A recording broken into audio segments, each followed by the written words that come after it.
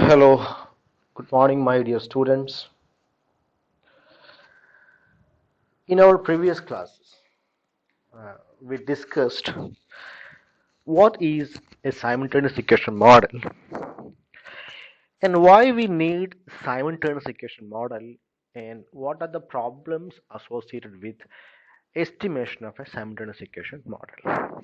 Okay, so today we will go with some preliminary concepts in time simultaneous equation models.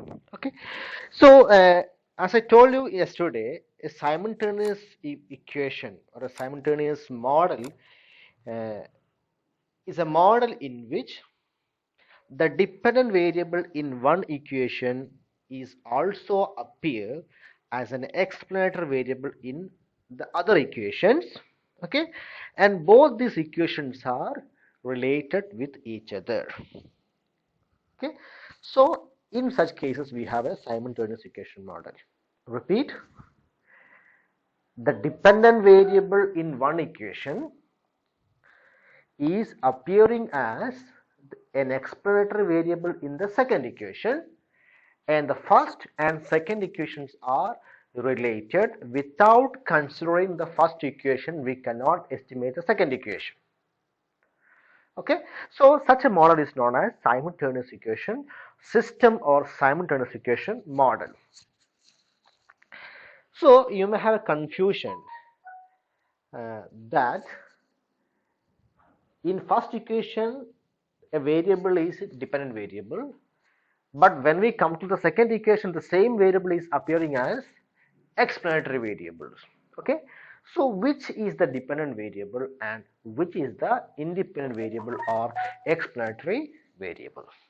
Okay, so in order to overcome this issue, what we do usually, we don't refer dependent and independent variable. Instead, we will use some other notations or other uh, concept, okay, other name. Okay, so broadly, there are two types of variable in a simultaneous equation model.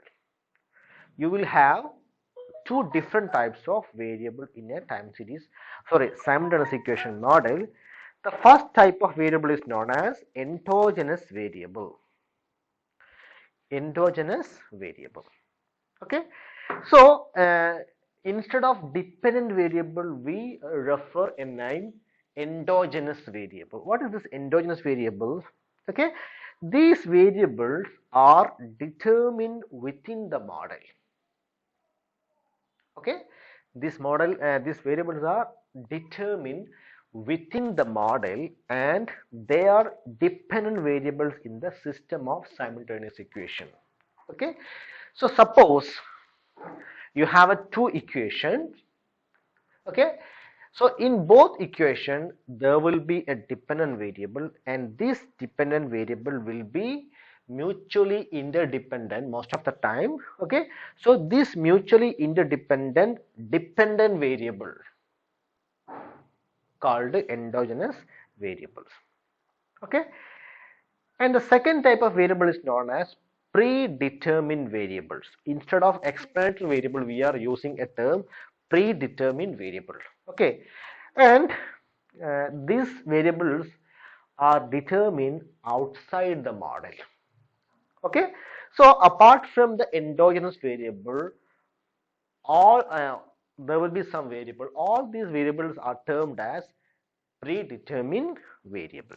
Okay, so in predetermined variables, there are different types. There will be exogenous variable, there will be lagged exogenous variable, and sometimes there will be lagged endogenous variables. Okay, so we have endogenous variable and exogenous variable.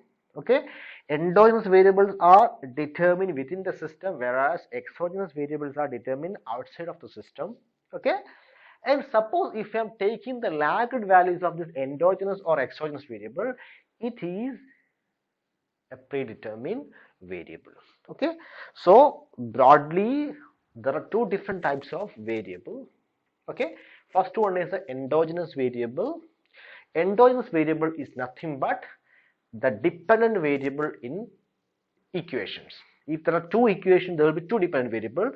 These two dependent variables is known as endogenous variable. Okay, then there will be some predetermined variable. This is determined with exogenously. Okay, then in this there are two different subcategories are there. First one is exogenous, okay, and lagged exogenous or lagged endogenous. Okay, so instead of using dependent and independent, what we use in simultaneous equation model is endogenous variables and predetermined variables. Okay, now let us take an example. Okay, so you can see consumption is a function of YT or income, and income is a combination of consumption and investment. This is a simple Keynesian model.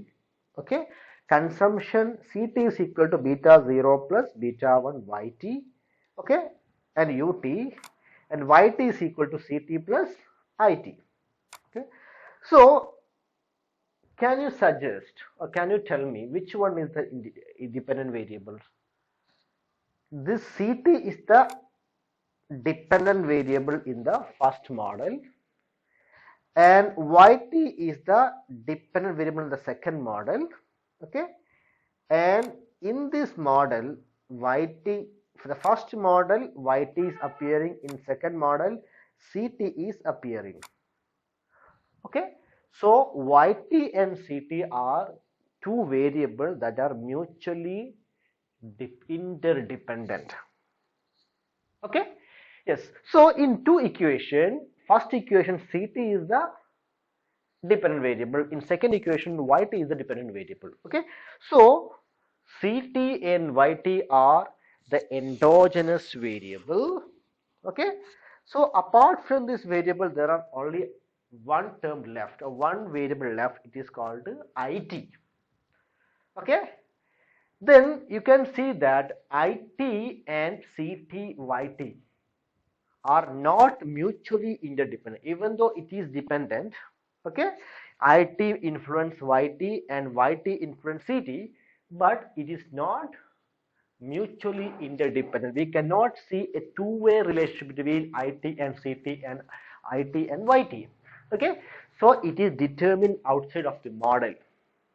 Okay, and because of this thing it is known as exogenous variables. Okay, yes. Now you look at another example. CT is equal to beta 0 plus beta 1 YT plus beta 1 YT minus 1 plus UT. YT is equal to CT plus IT minus 1. Okay, so unlike the previous models, there are some variable are added. Okay, like YT minus 1 and IT minus 1. Okay, so you tell me which is the dependent variable, sorry, which is the endogenous variable and which is the exogenous variable, which one is the lagged endogenous and which one is the lagged exogenous.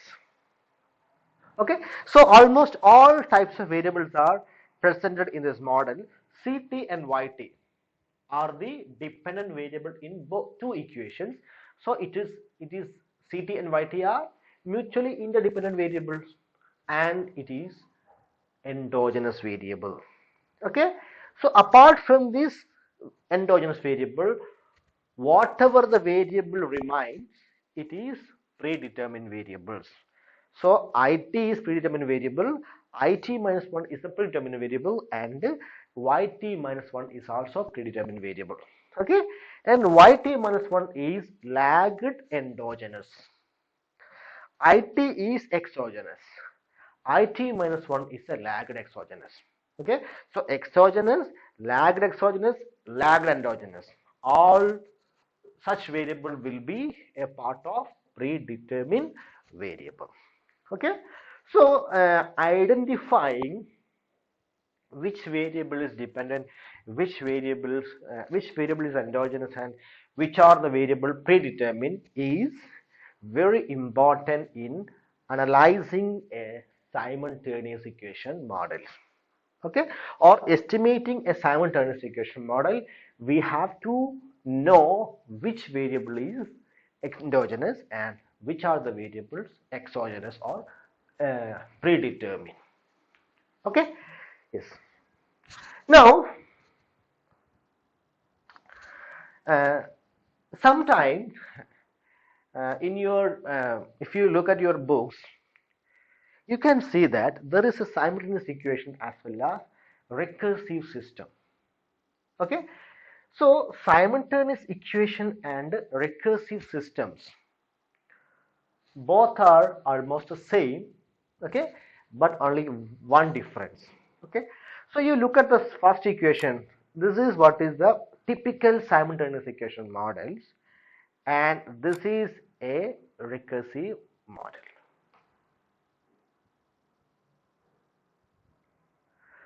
Okay, so in simultaneous equation model, there will be uh,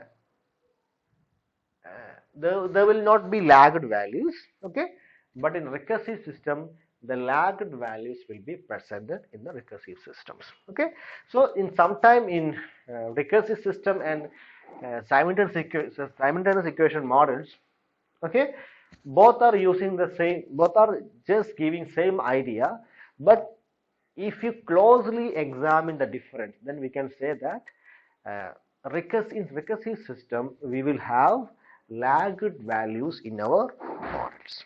Okay, yes. Now look at the problems. What is the problem? I have told you the problem with estimating a simultaneous equation model using OLS is the fundamental assumptions of OLS, that the covariance of ut and xt should be 0. Okay, that means the explorator variable and error term should be uncorrelated. This was the assumption made by classical linear regression model. Okay, but this assumption will be violated. Okay, so this assumption in simultaneous equation, this assumption will not hold true. Okay, and this is what is called the simultaneous equation bias. Okay, so even if we apply OLS to equation, a part of equations in simultaneous equation model, whatever the idea or whatever you get from your model will be biased. Okay, that's why it is known as simultaneous equation bias. Okay, now let us take an example. Consumption beta 0, beta 1 yt plus ut, and yt is equal to ct plus it plus gt. Okay, income is aggregate consumption, aggregate investment, and the government expenditure.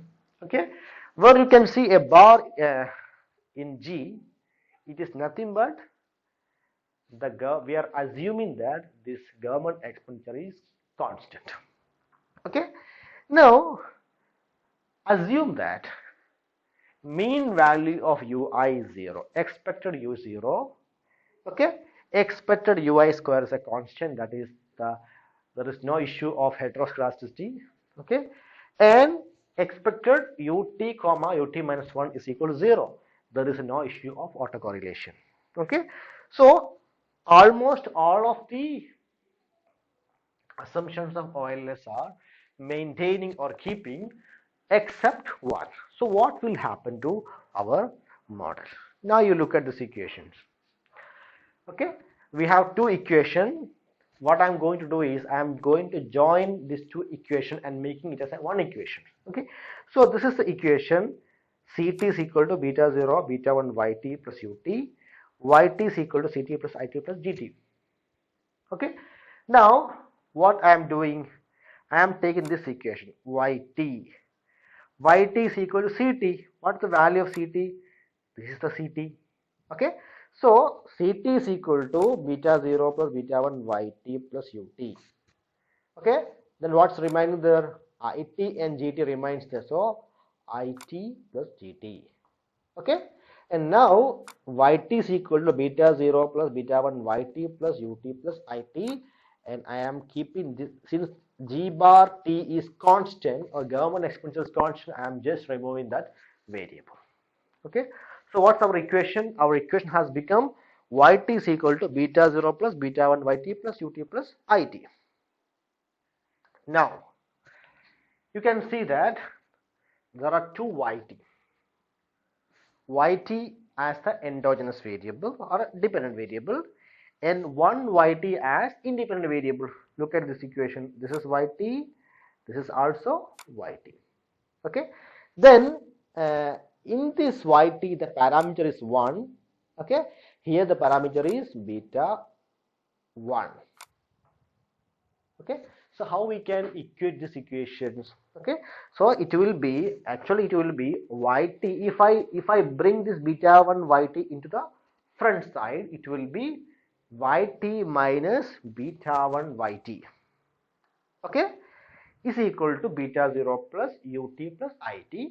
Okay, then if I take, there are two yt, then if I take one yt, then it will be yt into 1 minus beta 1. Okay, then how can I multiply yt with this? Yt means the equation as a whole, then there is a 1 minus beta 1 is there. Okay, so what can I do? Okay, so here there is a 1 minus beta 1. Okay, so how can I multiply? This 1 minus beta 1 will appear as denominator in all your elements or all your variables. Okay, look at the first beta 0. Okay, so beta 0 is there, beta 0 divided by 1 minus beta 1 plus, okay, for it there is no parameter, so the parameter of it is 1, then 1 divided by 1 minus beta 1 into it.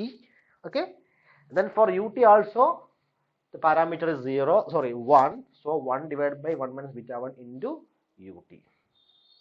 Okay, now what you have to do is you take the expected value of yt. Okay, when you take the expected value of yt, this term will goes, because as per these assumptions, okay, this ut will become 0. So anything multiplied by 1 minus 0 multiply with 1 divided by 1 minus beta 1 will also give you 0. So this term will goes. Okay, so we remain this term only, beta 0 is equal to 1 minus beta 1 plus 1 divided by 1 minus beta 1 into it. Okay, now what you have to do is, this is your actual y, this is your estimated y, like expectation y. You subtract your expected y from your actual y. Okay, so this was our actual y.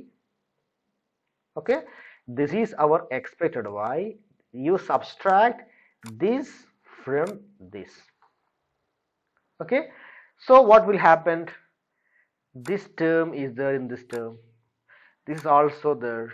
Okay, so only one is left, this is, okay, so you bring this to here.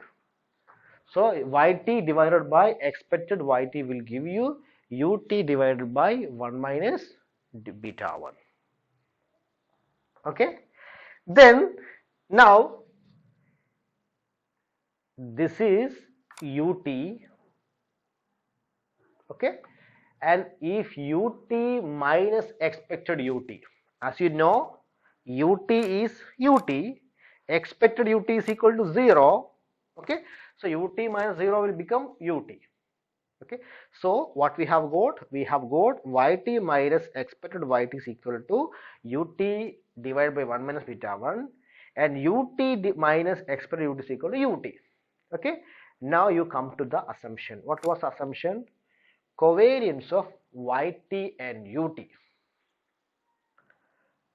Covariance of yt and ut should be equal to 0.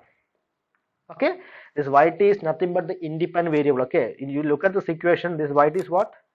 Independent variable. Okay, so yt and ut, this yt and this ut should be should not be related.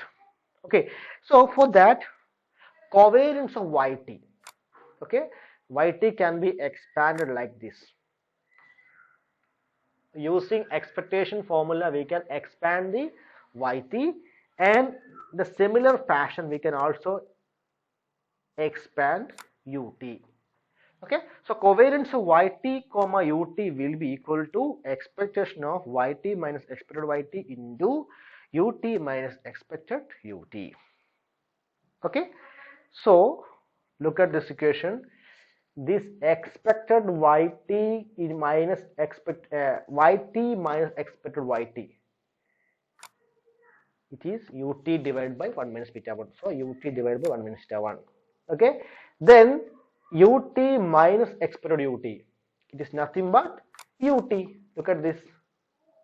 Okay, so what we have to do is, now you bring the expectation symbol. Expected ut, expected ut is here, then ut is here. Ut into ut, expected ut square, divided by 1 minus beta 1. Okay, then as per, you look at this formula, what is expected ut square is nothing but your homoscedastic variance. Okay, so it is small sigma square divided by 1 minus beta 1. Then as you know that this your homoscedastic, the variance of the error term should be equal to a constant value, not 0. Should not be 0 but a constant value. Okay, and since this value is not equal to 0, okay, then the whole term will not be equal to 0. Since variance is a non-zero values, okay, then the overall values will be not equal to 0. It will not be equal to 0. Okay, it will be always non-zero. Okay, so what happened now? As per assumption, this is assumption, covariance of yt ut should be 0, but you look at this, it is not becoming 0. Okay, so this is what is called Simon-Turner's equation by us. Okay, yes. Now we have proved that in the case of Simon-Turner's equation model, it will not satisfy one of the assumptions of OLS. Okay, that is covariance of yt and ut is different from 0. Okay, so what's the problem? Yt and ut will be correlated with each other, okay, which violate these assumptions. Okay, and if these assumptions are violated, then the result that you have derived from OLS will be biased as well as inconsistent. Okay, the result, if you apply OLS to a Simon-Turner's equation, the result from OLS will not be satisfy blue properties. Okay, it will be biased as well as inconsistent. Okay, now let us check how it is unbiased, how it is biased. Okay, so we know how to prove the unbiasedness property. Okay, so let us do how we can prove the unbiased property. Look at this CT. CT is equal to beta 0 plus beta 1 yt plus ut. Okay, then what is this beta 1? It is nothing but sigma small ct into small yt divided by sigma small yt square. And if we apply capital C instead of small c, the result will not be changed. Even if we change yt for capital YT, still the result won't change. Okay, so that we have proved when we discussed the blue properties. Okay, now you take this equation, sigma capital CT into yt divided by sigma small yt square is equal to sigma, instead of c, what you have to do, you have to, this is the c. Okay, so c is equal to beta 0 plus beta 1 yt plus ut. Then this yt term is there, so into yt. divided by sigma yt square. Okay, now what you have to do, you multiply this sigma is there, yt is there, you multiply all these values. Okay, so beta 0 is a constant, so beta 0 into sigma small yt, okay, plus beta 1 is a constant, so beta 1 into sigma yt into small yt, plus sigma ut into small yt divided by sigma yt square. Okay, and you know that the sigma yt is 0 and sigma yt into small yt. Okay, so this we have learned when we discuss about the properties of small k. Okay, sigma k is 0, sigma k into xt is also is equal to 1. Okay, so by making by adopting this property, we can prove that this term will equal to 1. Okay, and this term will goes. Okay, so beta 0 is equal to beta 1 into, okay, sigma ut yt divided by sigma yt square.